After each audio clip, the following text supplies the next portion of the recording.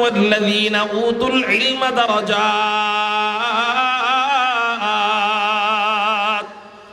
আল্লাহ পাক রব্বুল আলামিন বলেন, দুই গুণে গুণী যারা সম্মান পাবে তারা। বলেন কয় গুণে গুণী যারা? দুই গুণে। ইয়ারফাইল্লাহু আল্লাযীনা আমানু মিনকুম ওয়াল্লাযীনা উতুল ইলমা দারাজাত। এক নাম্বার গুণ হলো ঈমান আনা। এক নাম্বার গুণ কি ভাই সবাই বলেন? ঈমান আনা। ঈমান আনলে আল্লাহ সম্মান বাড়ায় দিবেন। কাদের মতো ঈমান আনবো? আল্লাহ আরেক আয়াতে বলেন, আমিনু কামা আমানান নাস। তোমরা ঈমান আনবা। ঈমান আনার মানদণ্ড আমি আল্লাহ বানিয়ে দিচ্ছি। ঈমান আনার ফিতা আমি আল্লাহ বানিয়ে দিচ্ছি। ঈমান আনার মেয়ার আমি আল্লাহ বানিয়ে দিচ্ছি। তোমরা ঈমান আনবা। আমিনু কামা আমানান নাস। সাহাবায়ে কেরামদের মতো ঈমান আনবা। এক নাম্বার ঈমান আনা। দুই নাম্বার উতুল ইলমা, ইলম প্রাপ্ত হওয়া অর্থাৎ আলেম হওয়া। এই দুই কাজ যে করবে, এক নাম্বার ঈমান আনবে, দুই নাম্বার আলেম হবে। আল্লাহ পাক রব্বুল আলামিন বলেন, এই দুই গুণে গুণান্বিত হলে আমি আল্লাহ তাদের শান, তাদের মান, তাদের মাকাম, তাদের আজমত, তাদের ইজ্জত, তাদের মর্যাদা আমি আল্লাহ নিজে বাড়িয়ে দিব। কারো জবান যেন বন্ধ থাকে না, একটু চিৎকার দিয়ে বলি না আল্লাহু আকবার। মুহতারাম হাজিরিন, পৃথিবীতে সম্মান চায় না এমন কোন মানব আছে নাকি বলেন? পৃথিবীতে সবাই সম্মান চায়, কিন্তু সম্মান পায় না। কেউ সম্মান পায় নির্দিষ্ট এরিয়ার ভিতরে, কেউ সম্মান পায় নির্দিষ্ট সময়ের ভিতরে। কেউ সম্মানের জন্য ডাক্তার হয়, কেউ সম্মানের জন্য ইঞ্জিনিয়ার হয়, কেউ সম্মানের জন্য ব্যারিস্টার হয়, কেউ সম্মানের জন্য নেতা হয়। ঠিক না বেঠিক? ডাক্তার সম্মান পায় হসপিটালের ভিতরে, ব্যারিস্টার সম্মান পায় যার জন্য কাজ করতেছে তার কাছে। হ্যাঁ, নেতায় সম্মান পায় হয় 5 বছর, না হয় 10 বছর, না হয় 16 বছর, তারপরে জুতা পিটা কইরা জেলখানায় ঢুকায়। এই সম্মান আল্লাহ প্রদত্ত নয়, এই জন্য এই সম্মান টিকে থাকে না। আল্লাহ প্রদত্ত সম্মান কেমনে? আল্লাহ প্রদত্ত সম্মানের জন্য প্রধান শর্ত হলো ঈমানওয়ালা হতে হবে, ঈমানদার হতে হবে। দুই নাম্বার গুণে গুণান্বিত হতে হবে, ইলম প্রাপ্ত হতে হবে। আলেম যারা হবে আল্লাহ তাদেরকে সম্মান বাড়ায় দিবে। মুহতারাম হাজিরিন, আলেমদের সম্মান আল্লাহ বাড়াবেন কিভাবে? এই আয়াতে ব্যাখ্যা তাফসীর আল্লাহ করেন নাই। ব্যাখ্যা যেহেতু এই আয়াতের ভিতরে নাই, তাহলে আমরা দেখব হাদিসের মধ্যে কি আছে। হাদিস এই আয়াতের তাফসীর কি করতেছে। চলেন আপনাদেরকে মজার একটা হাদিস শুনাই। উলামায়ে কেরামদের শান, মান, মাকাম, মর্যাদা, আজমত, ইজ্জত সম্পর্কে নবীজি কি বলেন। এই আলোচনাটা আমরা শুনবো দুইটা নিয়তে। এক নাম্বার, পরবর্তী প্রজন্মকে আলেম বানাবো। দুই নাম্বার, আলেমদের সাথে চলবো। বলেন ইনশাআল্লাহ। এক নাম্বার, নিজের সন্তানদেরকে আলেম বানাবো। দুই নাম্বার, আলেমদের সাথে কি করব বলেন? চলবো। এই নিয়তে বয়ান শুনবো। আল্লাহ আমাদের এই শোনাকে তুমি কবুল করো, বলাকে তুমি কবুল করো। সবাই বলি আমিন।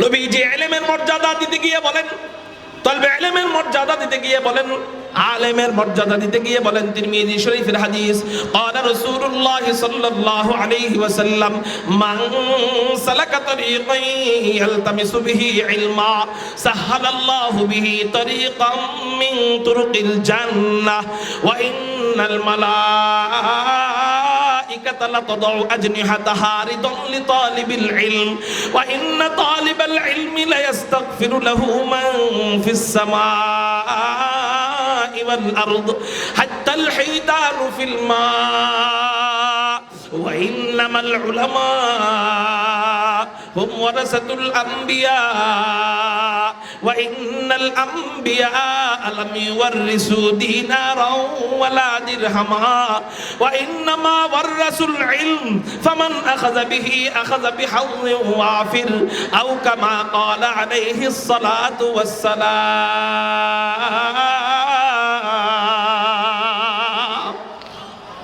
একজন দুইজন বলে, একটু সবাই বলি না আল্লাহু আকবার। মুহতারাম হাজিরিন, নবীজি বলেন ইলম অর্জনের 1 নাম্বার ফজিলত, তলবে ইলম হওয়ার 1 নাম্বার ফজিলত, মাদ্রাসায় পড়ার 1 নাম্বার ফজিলত। নবীজি বলেন মান সালাকা তরিকান ইয়ালতামিসু বিহি ইলমান সাহালাল্লাহু বিহি তরিকাম মিন তুরুকিল জান্নাহ। যেই ব্যক্তি ইলম অর্জনের জন্য কোনো পথ অবলম্বন করবে, ইলমে দ্বীন শিক্ষার জন্য কোনো পথ অবলম্বন করবে, আল্লাহ পাক রব্বুল আলামিন তাকে 1 নাম্বার মহা পুরস্কার দান করবেন। সেই মহা পুরস্কার কি? জান্নাতের জন্য আল্লাহ ওই মাদ্রাসার ছাত্রের, ওই তলবে ইলমের রাস্তা আল্লাহ নিজে সহজ করে দিবেন। জান্নাতে যাইতে তার কোনো বাধা বিপত্তি থাকবে না, কারো জবান যেন বন্ধ থাকে না। চিৎকার দিয়ে বলি না আল্লাহু আকবার। প্রশ্ন হইতে পারে, হুজুর যারা আলেম হয় তাদের জন্য জান্নাতের রাস্তা সহজ, আর যারা আলেম হয় না তাদের জন্য কি কঠিন নাকি? উত্তর হলো হ্যাঁ হ্যাঁ, আলেমদের জন্য, যারা আলেম হয় না তাদের জন্য জান্নাতের রাস্তায় চলা আলেমদের তুলনায় কঠিন। যারা আলেম হয় না তাদের জন্য জান্নাতের রাস্তায় চলা কাদের তুলনায় কঠিন বলেন না? আলেমদের তুলনায় কঠিন। সবখানেই কঠিন। নামাজ দাঁড়ায়, ফরজ ছুটে গেল চিন্তা করে কি করব, সৌসেদা দিলে হবে কি হবে না। ওয়াজিব ছুটে গেল চিন্তা করে কি করব, সৌসেদা দিলে হবে কি হবে না। সুবহান রাব্বিয়াল আলার জায়গায় সুবহান রাব্বিয়াল আযীম পড়লো, আযীমের জায়গায় আলা পড়লো, আল্লাহু আকবারের জায়গায় সামি আল্লাহু লিমান হামিদা বললো, সামি আল্লাহু লিমান হামিদার জায়গায় আল্লাহু আকবার বললো। 4 রাকাত নামাজে ভুলে 2 রাকাত নামাজ পড়ে সালাম ফিরায় ফেললো। আলেম না যে সে সন্দেহে পড়ে যাবে করবোটা কি, আর আলেম যে সে তার নামাজকে পূর্ণ করবে। ঠিক না বেঠিক? জান্নাতের রাস্তায় তার জন্য চলা সহজ হইল না কঠিন হইল? কঠিন। কঠিন। যে আলেম না তার জন্য কি হইল বলেন? একজন ব্যক্তি আলেম নয়, হঠাৎ করে বয়ান শুনে নামাজি হয়েছে, হঠাৎ করে বয়ান শুনে নামাজি হয়েছে, প্রতিদিন ঠিক মতো নামাজ পড়ে, কিন্তু বিবি নামাজ পড়ে না। বিবি প্রতিদিন ফজরের নামাজের সময় মসজিদে যায়, কিন্তু বিবি একদিনও নামাজ পড়ে না। একদিন রাত্রে বেলা ঘুমাইতে দেরি হয়ে গেছে, 3টা বাজে গেছে। বিবিকে বলতেছে, বিবি সাহেবা প্রতিদিন তো ফজরের সময় আমি নিজে নিজেই উঠি, আজকে রাত্রে ঘুমাইতে দেরি হয়ে গেছে, একটা কাজ করতে করতে তুমি আজকে আমারে ফজরের সময় জাগায় দিও। কারণ যার 3টা বাজে ঘুমানোর অভ্যাস নাই, 3টা বাজে ঘুমাইলে ফজরের সময় সাধারণত জাগ না পাবে না। ঠিক না ঠিক? আজকে বিবিকে বলতেছে, বিবি তুমি আমার একটু জাগায় দিও। এখন সে তো নিজে নামাজি, বিবি নামাজি না, সে দিনদার বিবি বদ্দিন। যেই বিবি নিজেই নামাজ পড়ে না সেই বিবি আবার জীবনে ফজরের সময় জাগায় দিবে? তার জন্য জান্নাতের রাস্তা সহজ না কঠিন? সে চাইলেও ঘর থেকে টিভি নামাইতে পারবে না, সুদি কারবার করতে থাকলে সহজে সুদ ছাড়তে পারবে না। সে চাইলেও সন্তানদেরকে মাদ্রাসায় সহজে দিতে পারে না, সন্তানরা খালি স্কুল স্কুল করে। সে চাইলেও বিবিকে আর মেয়েকে পর্দা করাইতে পারে না। তার জন্য জান্নাতের রাস্তা একটু কঠিন। হুজুর আপনাদের জন্য জান্নাতের রাস্তা দিলে সহজ কেমনে? উত্তর হইল আপনি চাইলেও ফজরের সময় জাগতে পারেন না, বিবি ডাক দেয় না। আলহামদুলিল্লাহ আমাদের সহধর্মীরা এমন, ফজরের নামাজ না পড়লে আমাদের সাথে কথাই জীবনে কইতো না। ঠিক না ঠিক? আপনি চাইলেও টিভি নামাইতে পারেন না, উলামায়ে কেরাম চাইলেও টিভি ঢুকাইতে পারবে না। আপনি চাইলেও সুদ ছাড়তে পারেন না, আলেম চাইলেও সুদ খাইতে পারবে না। আপনি চাইলেও মেয়েকে পর্দা করাইতে পারেন না, বিবিকে পর্দা করাইতে পারেন না। আলেম চাইলেও মেয়ের থেকে বোরকা সরাইতে পারবে না, বিবির থেকে বোরকা সরাইতে পারবে না। অর্থাৎ ইলমের বরকতে, কোরআনের বরকতে, হাদিসের বরকতে, হাদিসের সাথে লাইগা থাকার বরকতে, কোরআনের সাথে লাইগা থাকার বরকতে আল্লাহ উলামায়ে কেরামদের ঘরটা জান্নাতি পরিবেশের বানায় দেয়। জান্নাতে যাওয়া তাদের জন্য আল্লাহ নিজে সহজ করে দেয়। চিৎকার দিয়ে বলেন সুবহানাল্লাহ। এটা কোরআনের বরকতে। এই জন্যই নবীজি বলেন মান সালাকা তরিকান ইয়ালতামিসু বিহি ইলমা সাহালাল্লাহু বিহি তরিকাম মিন তুরুকিল জান্নাহ। এই সহজটা কোনো হুজুর করে নাই, এই সহজটা কোনো হুজুর ওয়ালি করে নাই, হুজুরের বিবিরা করে নাই, হুজুরের বাবারা করে নাই। এই যে জান্নাতে যাওয়ার সহজ রাস্তা আল্লাহ নিজে করে দিয়েছেন কোরআন হাদিস শিখার বরকতে। 1 নাম্বার ইলম অর্জনের ফজিলত মর্যাদা 1 নাম্বার নবীজি বললেন। 2 নাম্বার নবীজি বলেন ওয়া ইন্নাল মালাইকাতা লাতাদউ আজনিহাতাহা রিদান লিতালিবিল ইলম। আপনাদের মনোযোগ আমার দিকে আসেনি? তাহলে একটু চিৎকার দিয়ে বলেন আল্লাহু আকবার। আমরা নিজেরাও উঠবো না, অপরকে উঠতেও দিব না। একটু মনোযোগ দিয়ে শুনি, আল্লাহ যেন আমাদের পরবর্তী প্রজন্মকে আলেমে রব্বানি বানায়। বলি আমিন। আল্লাহ নবীজি হাদিসের মধ্যে বলেন ওয়া ইন্নাল মালাইকাতা লাতাদউ আজনিহাতাহা রিদান লিতালিবিল ইলম। কোন তলবে ইলম যখন রাস্তা দিয়ে যায়, এখনো আলিফ শিখে নাই, এখনো বা শিখে নাই, এখনো তা শিখে নাই, এখনো সূরা ফাতিহাও পারে না, এখনো পারে না আলহামদুলিল্লাহি রাব্বিল আলামিন আর রহমানির রহিম মালিক ইয়াউমিদ্দিন ইয়াকা না'বুদু ওয়া ইয়াকা নাস্তাঈন ইহদিনাস সিরাতাল মুস্তাকিম সিরাতাল লাযীনা আন'আমতা আলাইহিম গায়রিল মাগদুবি আলাইহিম ওয়ালাদ-দাল্লিন। এখন এগুলা কিছুই জানে না, মাত্র মাদ্রাসায় যাওয়া শুরু করছে, এখনো আলিফ শিখে নাই, বা শিখে নাই। নবীজি বলেন এই মাদ্রাসার ছাত্রটা কত দামি জানো নাকি? আল্লাহ পাক রব্বুল আলামিন ফেরেশতাদেরকে ডাক দিয়া বলেন, ও আমার ফেরেশতারা, এই তলবে ইলমটা ওর বাবার কাছে বোকা হইতে পারে, ওর মার কাছে বোকা হইতে পারে, ও সমাজের বোঝা হইতে পারে, কিন্তু এই তলবে ইলমটা, এই ছোট বাচ্চাটা, এই ছেলেটা, এই মাদ্রাসার মেয়েটা আমি আল্লাহর কাছে এত দামি, এত দামি, এত দামি, এত দামি। ওর পায়ের নিচে, ওর পায়ের নিচে ওই জমিন যেন না থাকে যেই জমিনে মদখোররা হাঁটে, যেই জমিনে সুদখোরেরা হাঁটে, যেই জমিনে বেনামাজি হাঁটে, যেই জমিনে নাফরমানেরা হাঁটে, যেই জমিনে গাদ্দার বান্দারা হাঁটে, ওই জমিনের উপরে যেন আমার এই বান্দা না হাঁটে। ওই মাদ্রাসার ছাত্রটা আমি আল্লাহর কাছে এত দামি, এত দামি, এত দামি। ওর পায়ের নিচে ও ফেরেশতারা তোমাদের নূরের দামি দামি পাখাগুলা বিছায়া দাও। কারো জবান যেন বন্ধ থাকে না, চিৎকার দিয়ে বলি না আল্লাহু আকবার। আপনার আমার সন্তান বিসিএস ক্যাডার যদি হয়, লাল গালিচার সংবর্ধনা যদি পায়, হ্যাঁ, আমি সমাজের মধ্যে বুক ফুলায় বলি এই আমারে চিনো, আমি কে? কয় কে তুমি? কয় আমার সন্তান লাল গালিচার সংবর্ধনা পায়। আচ্ছা তোমার সন্তান লাল গালিচার সংবর্ধনা পাইছে, ওই লাল গালিচার কি দাম? ওই লাল গালিচা প্রতি স্কয়ার ফুট 50 টাকা, 40 টাকা, 30 টাকা, এটার উপরে হাঁটে। এই জন্য তুমি এত দাম দেখাও, তাই না? অথচ আলহামদুলিল্লাহ আমরা যারা আমাদের সন্তানদেরকে মাদ্রাসায় ভর্তি করছি অথবা ভর্তি করব, আমাদের দাম কত জানোনি? আমাদের সন্তানদের পায়ের নিচে কত দামি জিনিস থাকে।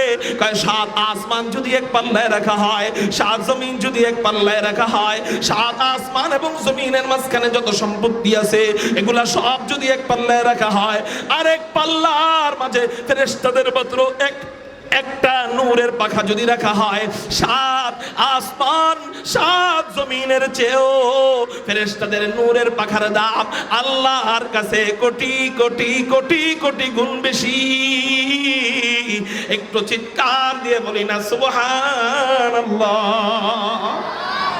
এত দামি জিনিস আপনার আমার সন্তানের পায়ের তলায় থাকবে, এর চেয়ে সৌভাগ্যবান বাবা আর কে হতে পারে? এই হলো 2 নম্বর সম্মান তলবে ইলমের, ইলম অর্জনের 2 নম্বর ফজিলত। 3 নম্বর মর্যাদা নবীজি হাদিসের মধ্যে বলেন, তিরমিজি শরীফের ভিতর, ওয়া ইন্না তালিবাল ইলমি লা ইস্তাগফিরু লাহু মান ফিস সামাই ওয়াল আরদ।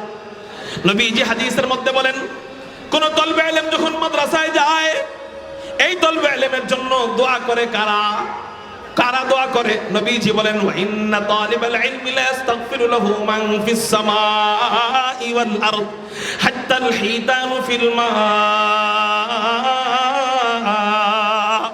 তলবে ইলমের জন্য আসমানের বাসিন্দা যারা আছে, জমিনের বাসিন্দা যারা আছে, নদীর মাছেরা পর্যন্ত, গভীর সমুদ্রের মাছেরা পর্যন্ত তলবে ইলমের জন্য আল্লাহর কাছে ক্ষমা চাইতে থাকে। আল্লাহ অমুক মাদ্রাসার ছাত্র অমুক আব্দুল্লাহ, অমুকের বেটা অমুক, অমুকের বেটি অমুককে তুমি মাফ করে দাও। কোটি কোটি প্রাণীরা, আসমানের যত প্রাণী আছে এই প্রাণীরা, জমিনের যত প্রাণী আছে সমস্ত প্রাণীরা, এমনকি নবীজি বলেন গভীর সমুদ্রের মাছেরাও আল্লাহর কাছে তলবে ইলমের জন্য দোয়া করতে থাকে। কারো জবান যেন বন্ধ থাকে না, একটু মুহাব্বত নিয়ে বলি না আল্লাহু আকবার।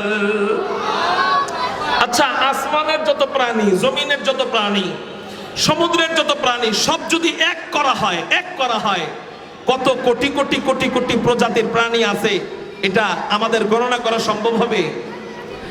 মুহতারাম হাজিরিন, এতটুকু বৃষ্টির জন্য যদি উঠা যায় তাহলে কেমন হয়? হ্যাঁ, একটু বসি, আল্লাহর জন্য একটু কষ্ট করি।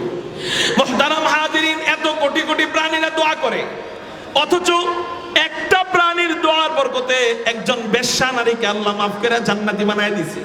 ঘটনা জানেন না এটা? বুখারী শরীফের হাদিস। বনি ইসরাইলের জামানায় এক বেশ্যা নারী কুকুরকে পানি পান করাইছিল। এই কুকুরকে যখন পানি পান করায় কুকুর, তখন আল্লাহর কাছে দোয়া করে, আল্লাহ, এই মহিলাটা আমারে পানি পান করাইছে, আমি জানি না এই মহিলাকে, আমি চিনি না এই মহিলাকে, কিন্তু আমারে বড় উপকার করছে।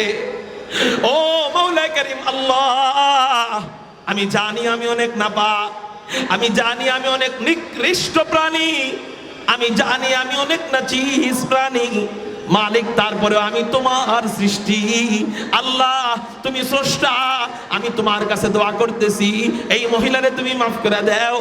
আল্লাহ এই কুকুরের দোয়া এমন ভাবে কবুল করছেন, এমন ভাবে কবুল করছেন, এমন ভাবে কবুল করছেন, কুকুর দোয়া করছে একটা, আল্লাহ এই মহিলার মাকাম বাড়ায় দিয়েছেন 10টারও বেশি। কুকুর দোয়া করছে একটা, আল্লাহ কবুল করছে 10টার বেশি। যেমন এই মহিলাকে আল্লাহ মাফ করে দিয়েছেন 1 নাম্বার, 2 নাম্বার এই মহিলাকে আল্লাহ জামানার ওলি বানায় কবরে নিছেন, 3 নাম্বার এই মহিলাকে আল্লাহ জান্নাতের আলা মাকাম, উঁচু মাকাম দান করছেন, জান্নাতুল ফিরদাউস দান করছেন। 4 নাম্বার এই মহিলার খবর আল্লাহ আমাদের নবী সরকারে দো জাহা আহমদ মুজতাবা মুহাম্মদুর রাসূলুল্লাহ সাল্লাল্লাহু আলাইহি ওয়াসাল্লামের পবিত্র কান মুবারক পর্যন্ত পৌঁছাইছেন। 5 নাম্বার এটা হাদিস হিসাবে আল্লাহ বরাদ্দ রেখেছেন, শুধু সাধারণ হাদিস নয়, এটা সহিহ হাদিস হিসাবে বরাদ্দ রেখেছেন। 7 নাম্বার এটা সাধারণ কিতাবে আল্লাহ উঠায় দেয় নাই, কুরআনুল কারীমের পর সবচেয়ে দামি কিতাব বুখারী শরীফের মধ্যে আল্লাহ উঠায় দিয়েছেন।